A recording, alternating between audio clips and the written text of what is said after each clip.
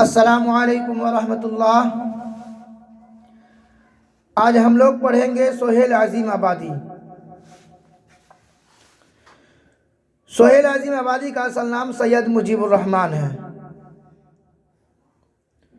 اپنی ابتدائی زندگی میں شاعری بھی کرتے تھے، یعنی شروع کی زندگی میں وہ شاعری کرتے تھے، اسی لیے سہیل تخلص کرتے تھے۔ سہیل عظیم آبادی کا تخلص کیا ہے؟ سہیل۔ اصل نام کیا ہے؟ سید مجیب الرحمن۔ سہیل تخلص کرتے تھے۔ تخلص اس نام کو بولتے ہیں جو شاعر حضرات اپنے لاسٹ مصرے میں ایک چھوٹا سا نام یوز کرتے ہیں، بولتے ہیں، اسی کو بولتے ہیں تخلص۔ اس طرح ادبی دنیا میں سہیل عظیم آبادی کے نام سے مشہور ہوئے۔ سہیل عظیم آبادی کی پیدائش 1911 عیسوی میں پٹنہ میں ہوئی۔ سہیل عظیم آبادی کی پیدائش کہاں پہ ہوئی؟ 1911 عیسوی میں پٹنہ میں ہوئی۔ پٹنہ میں ہوئی سہیل عظیم آبادی کی پیدائش۔ سہیل صاحب ایک زمیندار خاندان سے تعلق رکھتے تھے۔ 1 سال کی عمر میں والدہ کا انتقال ہو گیا۔ والدہ کس کو بولتے ہیں؟ ماں کو۔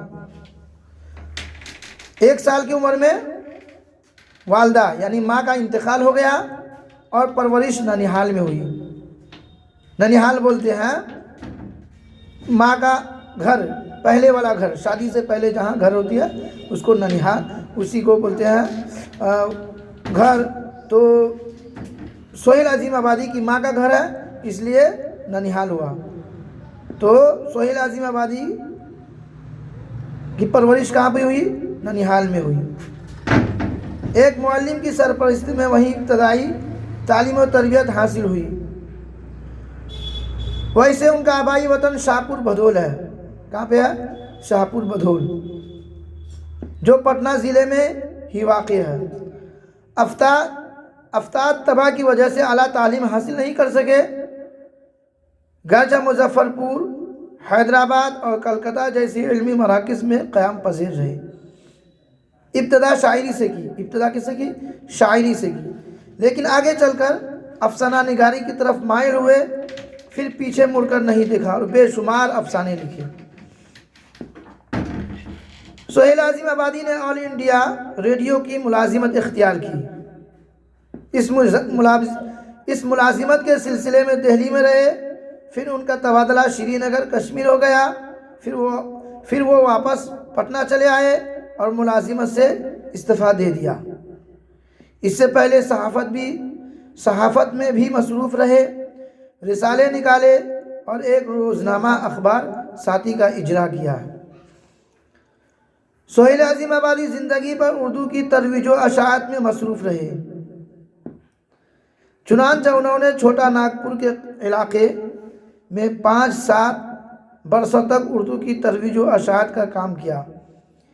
زمیندارانہ ماحول سے تعلق اور چھوٹا ناگپور کے قیام نے ان کے افسانوں کے موضوعات متعین کر دیے۔ ان کے اکثر و بیشتر افسانے زمینداروں کے استحصال کے خلاف، مزدوروں اور کمزور طبقوں کے حقوق جیسے موضوعات سے متعلق ہیں۔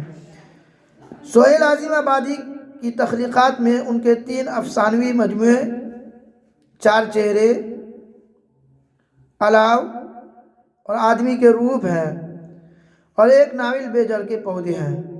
ان مجموعوں کے علاوہ سہیل کے افسانوں کی تعداد 125 تک پہنچی ہے۔ 1980 عیسوی میں سہیل عظیم آبادی کا انتقال ہو گیا۔